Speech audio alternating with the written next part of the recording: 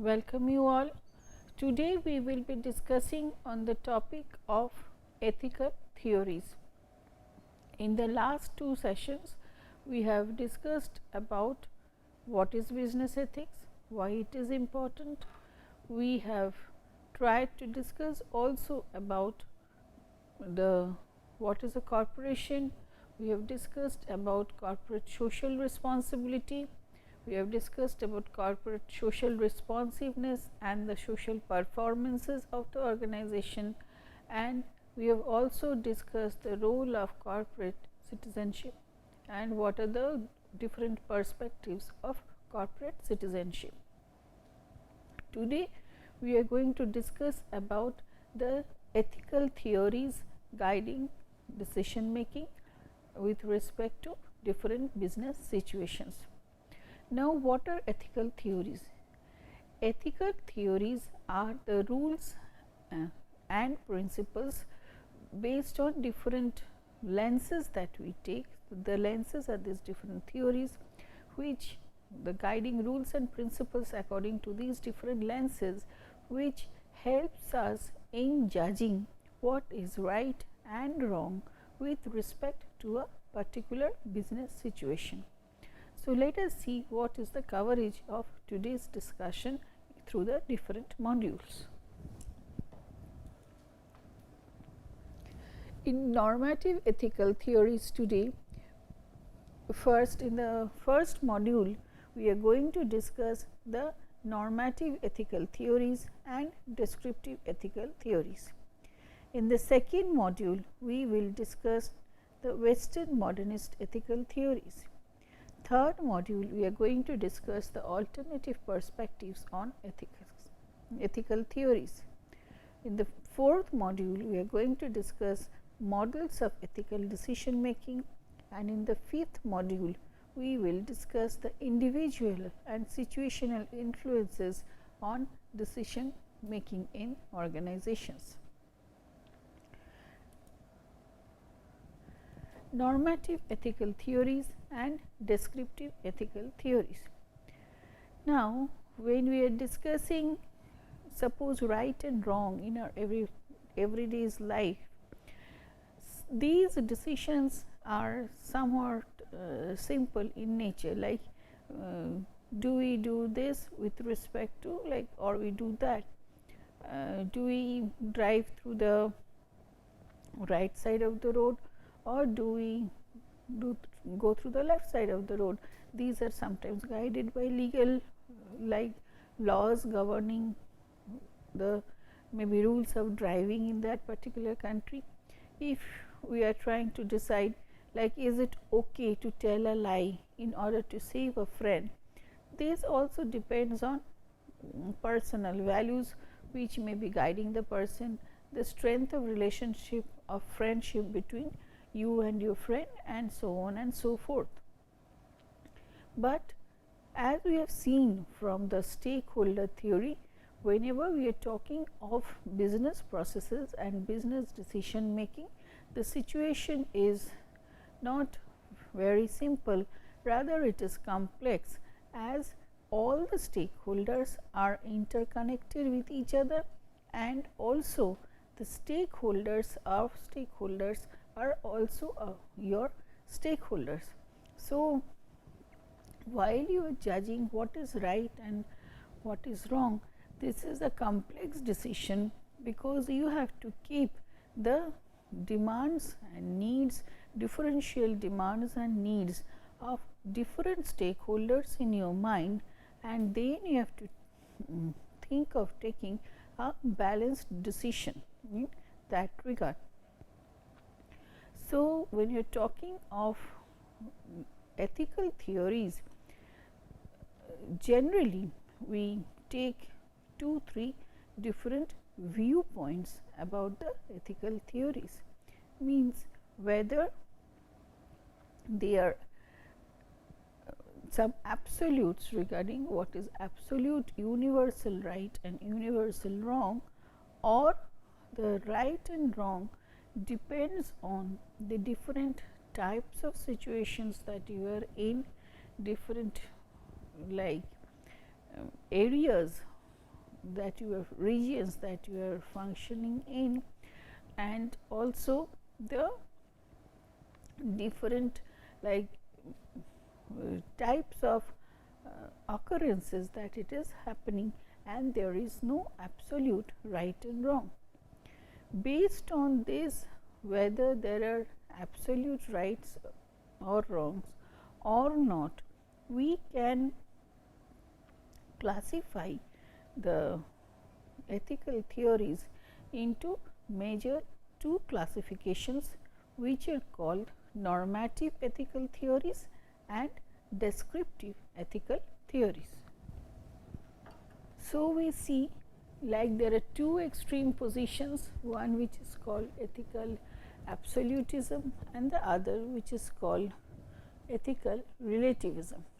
In the ethical absolutism, we see like there are some these theories claims like there are some eternal, absolute, universally applicable moral principles which are absolutely right through all different situations, or if something is wrong, then it is wrong through all different situations, and these are called traditional ethical theories.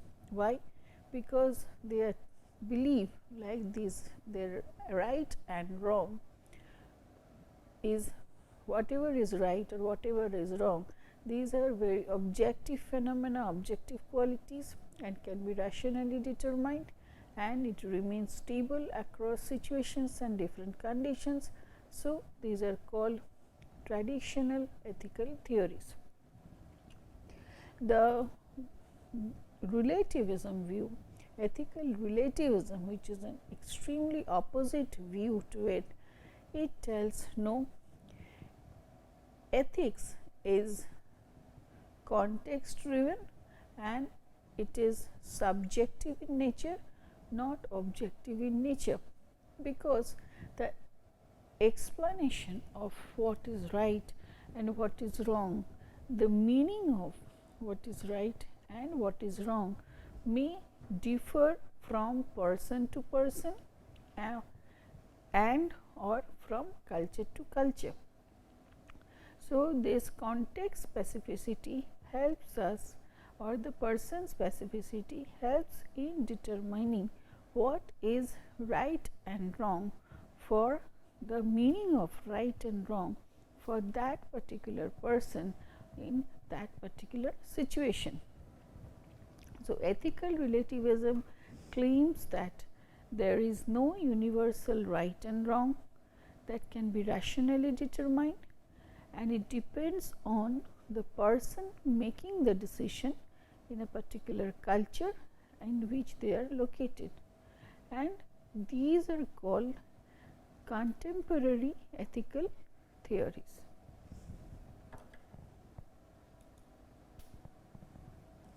So, what are normative ethical theories? Normative ethical theories are those ethical theories which tries to propose like the morally correct way of acting in either given situations, and it is expected to be correct throughout. Descriptive ethical theories, it seeks to describe how ethical decisions are actually made in business.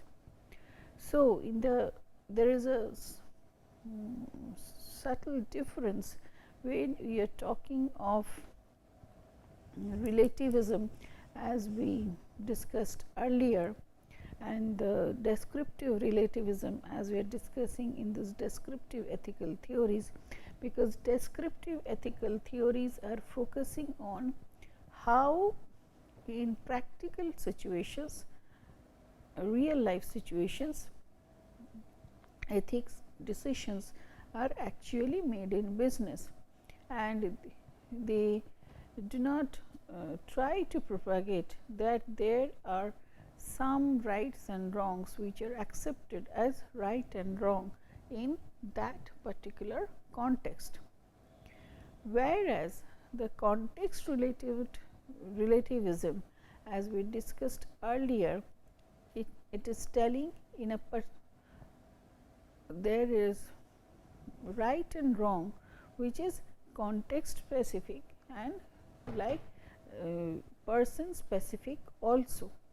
So, though it is relativism, but still this contemporary theories, as we discussed, contemporary theories of ethics which takes into consideration relativism, we will be discussing them under normative theories only, because they try to prescribe that yes, there is a morally correct way of acting. The difference between the traditional theory and the contemporary theory is that the traditional normative theories, they try to focus on and tell like there is only one way of universally thinking right and wrong, which is equally true across different situations. Whereas, the contemporary ethical theories, normative theories tells there are situation specific right and wrong, and person specific, because the person is taking its decision with respect to particular situations. And so compared to it, the descriptive relative theories are telling these are focusing on the practical ways in which decisions are being made in business, and they are not prescribing like there is any true prescribed right and wrong across different for taking business decisions, and they are trying to focus on how people are trying to do decisions in business situations. Our focus of discussion over here is we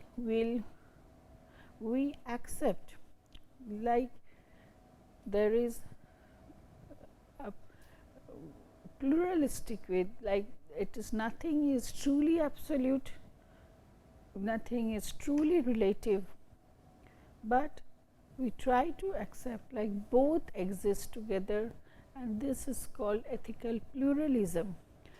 The traditional and the contemporary theories that we will be discussing over here, we try to discuss about the different lenses of looking through a same problem and trying to analyze it through the lens of these different theories, so that we can justify the descriptive ways of taking ethical decisions, because in descriptive ways we can tell this is what we have taken the decision, but if we have to justify it, if we have to analyze it and tell, so we have to take help of the normative ethical theories, whether it is a contemporary one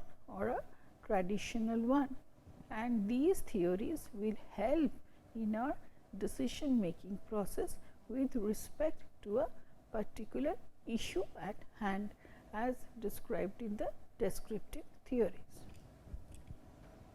What we find over here is there are differences in the, again as we discussed in the last sessions, differences in the perspectives taken between the European, American and the Asian ways of looking into like how we, whether do we take an individual perspective or we take an institutional perspective, who is responsible for the moral actions type of thing, then whether we take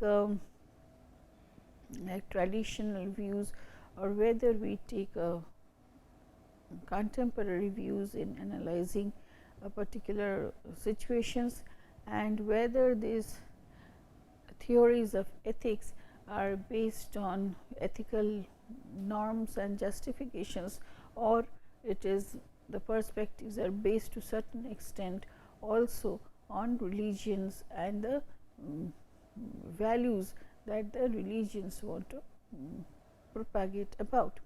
So, there are different orientations, as we can see, with regard to these 4-5 aspects.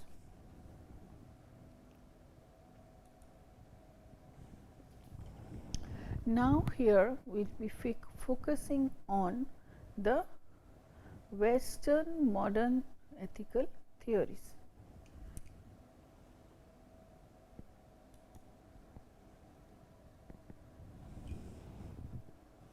So, what you see in this diagram is the ethical action, the action about which the decision is to be made is in between.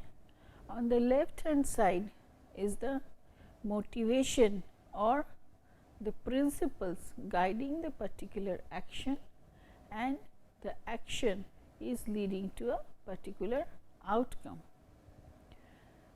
Generally, the traditional ethical theories which applies to certain rules or principles which one can apply across any given situation, these theories can be generally classified under two broad headings. One is called the consequentialist theory and the other is called the non-consequentialist theory. So, if you see, the consequentialist theory is more related to the outcomes, and the non-consequentialist theories are more related to the processes in which which motivates people, or the principles which guides the action. According to the consequentialist theories, so an act is taken to be ethically right if the outcome that is generated from that action is taken to be beneficial for the people that it is targeted to, and then it is taken like the act is ethical in nature.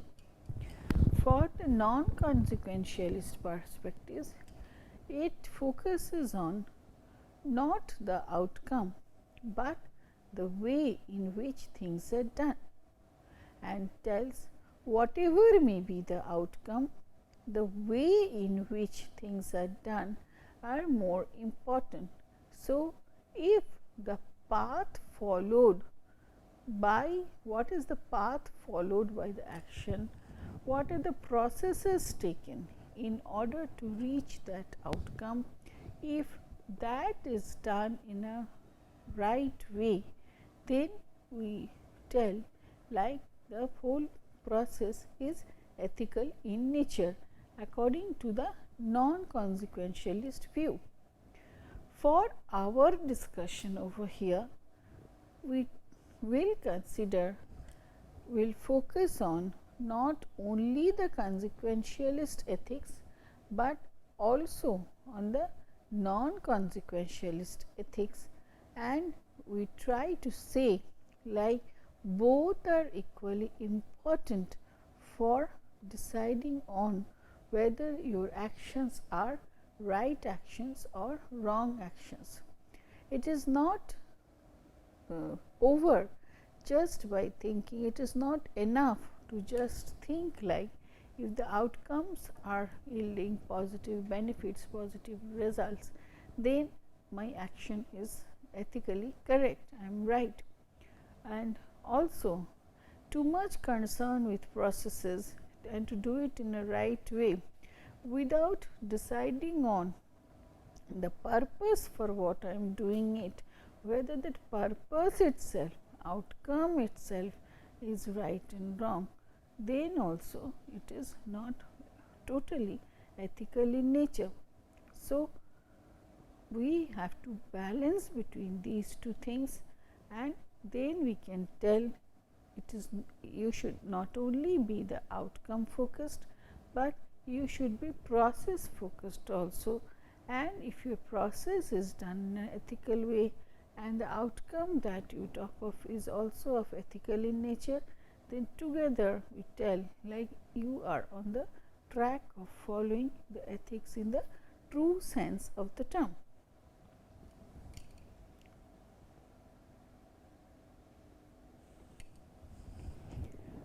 We will be discussing here 4 major normative theories.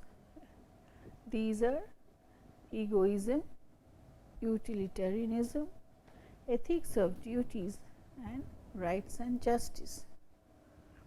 So, the focus over here for egoism is the individual desires or interest.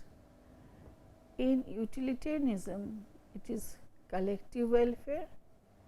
In ethics of duties, it is the duties, and in rights and justice, it is the rights of the people.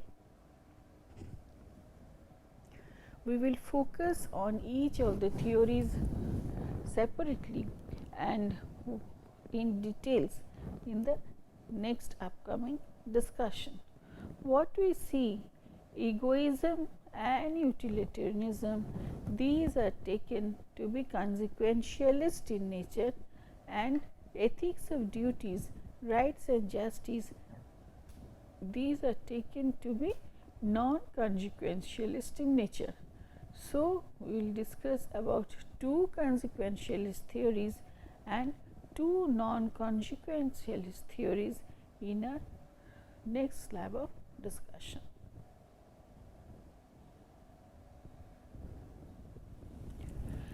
We will start with egoism first. What is egoism and where does it start from? Egoism starts from, it has its root in the self-love of the person, which we call narcissism. Self-love is maybe the first love that the person gets after getting born, and throughout its lifespan it is there. We cannot deny that we don't love our own self, it is there. And when we are talking of all these ethical theories, we are trying to focus on the expanding the benefit given and reducing the harm produced. So, benefit and harm are the 2 terms that you are going to weigh with respect to all the different theories. So, when you are talking of egoism, so we are trying to focus on whether some of our own rights, desires, etc., are getting interests, etc., are getting fulfilled, and if it is yes, then we talk like it is the the actions followed are ethical in nature. If it is not, then we tell the actions followed are not ethical in nature. So, to describe egoism, let us see the total definition. The theory of egoism tells that an action is morally right if the decision maker freely decides, this word important is freely decides an action to pursue either their short term desires or their long term interests. This word freely decides is important because it talks of a rational decision maker who can weigh all the different possible alternatives available to him or her and then take a decision which he or she thinks is beneficial for himself or herself. So, this word free freely decides, the word free is very important over here. Adam Smith declares that pursuit of individual interest morally acceptable as invisible hand of the market creates, and it creates benefit for all, and it relies on free competition and good information. It relies on it tries to focus on a sense of enlightened egoism. Means if some of the purposes that I want to be fulfilled and I get the chance to fulfill it without being hindrances being given by others, and it leads to a sense of pleasure for me, then we talk of enlightened egoism. So, benefit and harm, pleasure and pain are also concepts which are connected with the concept of egoism. However, we understand the markets do not function properly, and there are of course anti-global movement, globalization movement and sustainability debate. What is anti-globalization movement? Is where in anti-globalization due to deterritorialization we are aiming at giving a like universal type of world one belief and all this thing, but it is not answering to maybe due to the facts like yes, there are cultural differences and social and political disparities, divergences between 2-3 different regions, and that's why the markets do not function properly as evenly as it is claimed here.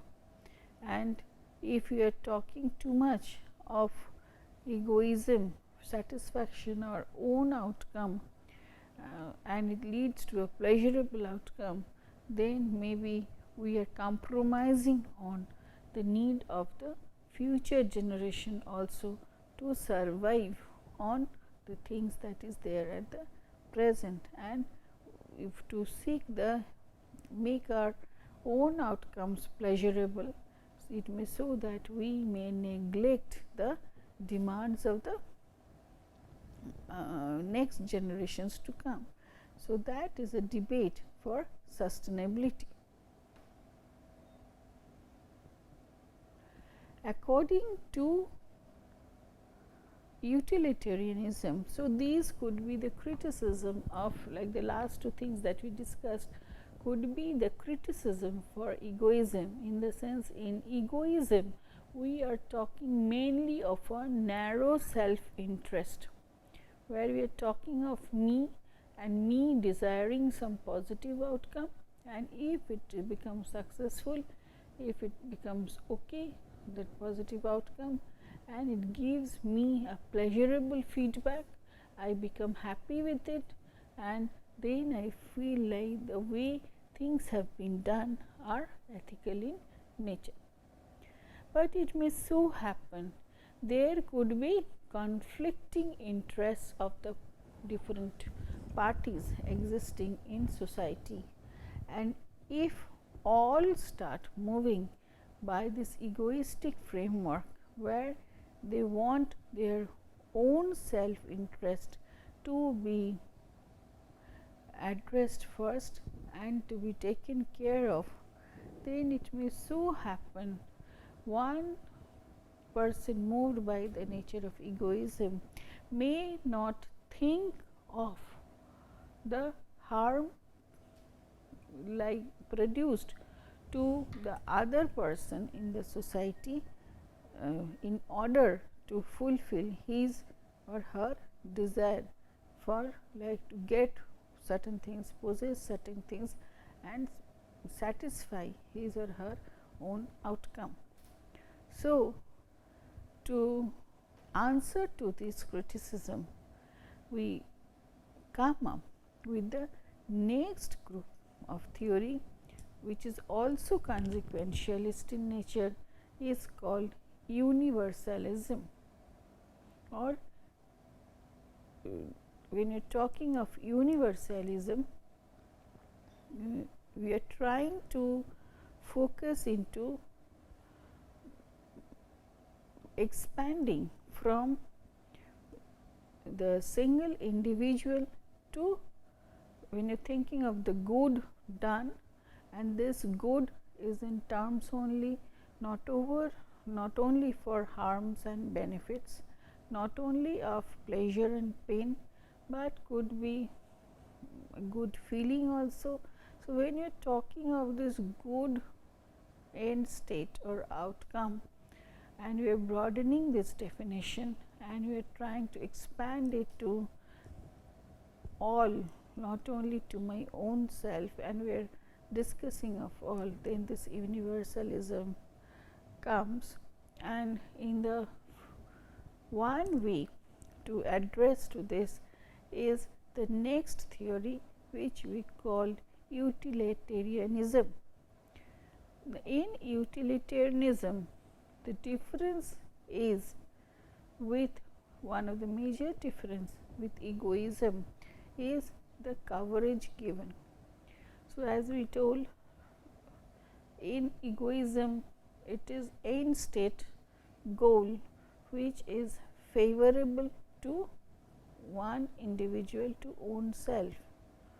When you are talking of a end state goal, good done for, so that it reaches a greater number of people, here we are trying to give a coverage of towards everyone, and there we are trying to talk of coming out from one, we are trying to reach many, and if possible most and all. So, there comes the concept of universalism, and we are trying to move forward to that. So, when we are discussing utilitarianism, according to utilitarianism, an action is morally right if it results in the greatest good of greatest amount of good for the greatest number of people affected by the action, and it is also greatest amount of good for the greatest number of people who get affected by the action. This is also called greatest happiness principle, and it is based on a cost benefit analysis. However, some questions over here are which becomes the criticism of universalism as trying to propagate it through this utilitarianism theory is like, see, when in this portion we are talking of greatest amount of good for the greatest number of people affected by the action, it is trying to appear like we are giving a coverage to a great number of people, and we are trying to connect with them. And if we are able to do it, then only we take action to be morally right. However, certain question marks in this area which are foods for thoughts for critical analysis are: who defines what is good? Because the concept of good or bad, the concept of getting something, greatest amount of good, in terms of good could be happiness, good could be pleasure and pain, good could be some other concept also. Who defines what is good for a particular society? Who defines what amount, if got, will lead to greatest number of good? So, first is who defines what falls under this category of good. Second is given what amount it will qualify to be greatest amount of good.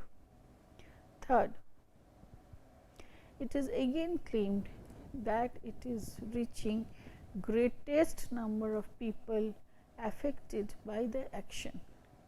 How do we investigate about what is the greatest number of people who is affected by the action and the greatest amount of good reaches that portion of people? What do we think about the maybe the small number of people who are affected by the action, but still this great amount of good, the greatest amount of good does not reach them, and that's how a discrimination has been created. So, these could be the point of debates for utilitarianism theory. To take care of these issues, criticisms, the utilitarianism theory has further been explained by two theories which are called act utilitarianism and rule utilitarianism. According to act utilitarianism, it looks to single actions and bases the moral judgment on the amount of pleasure and pain this single action has caused. In rule utilitarianism, we look not only at a single action, but at classes of action and try to ask whether the underlying principles of an action produce more pleasure and pain for the society in the long run. So, compared to act utilitarianism, here we are comparing one, trying to study one situation and what is the moral pleasure and pain derived out of these single action. In rule utilitarianism, we are looking to similar kinds of actions, which are we are talking of class of actions, and which is trying to tell about certain underlying principles guiding those actions, and there we try to focus on whether the underlying principles of an action which is producing more pain or pleasure and which is more pleasurable as compared with the pain for the society in the long run. If it is so, then we tell like it is ethical in nature. However, the criticism of this utilitarian perspective, as already discussed, has been on two major things: who defines what is good, how much amount of it will lead to deciding that it is good and ethics have been followed and done, and of course, like can we quantify everything in terms of cost and benefit. The cost and benefit is another important term which is maybe becoming synonymous with utilitarianism, because the act utilitarianism, rule utilitarianism, or the theory of utilitarianism as propagated, it talks of the benefits and pleasure gained from a particular action, compared with the pleasure gained from the other comparable action, but we also have to weigh with the pain produced or the cost involved to get the benefit, and then we should look into the relative pleasure or relative gain from the decision taken. Second is, when you are talking of cost benefit analysis of understanding whether our actions are morally correct or not, there are certain feelings, there are certain outcomes which may or may not be equated in terms of cost benefit analysis, like mother's love, child's smile, or young person's son dying. So, these type of things and the associated outcomes related to it cannot be analyzed in some cases based on the costs involved or the gains involved from in terms of monetary equivalence. So, there when you are talking of cost benefit analysis, it may become a problem to use this utilitarianism concept of judging what is right and wrong, and that may act as a barrier of decision making, that may act as a limitation of using utilitarianism theory for proper decision making in the organization. So, in egoistic theory and utilitarianism theory are the two major theories that we have covered under the heading of traditional normative theories, which are consequentialist in nature.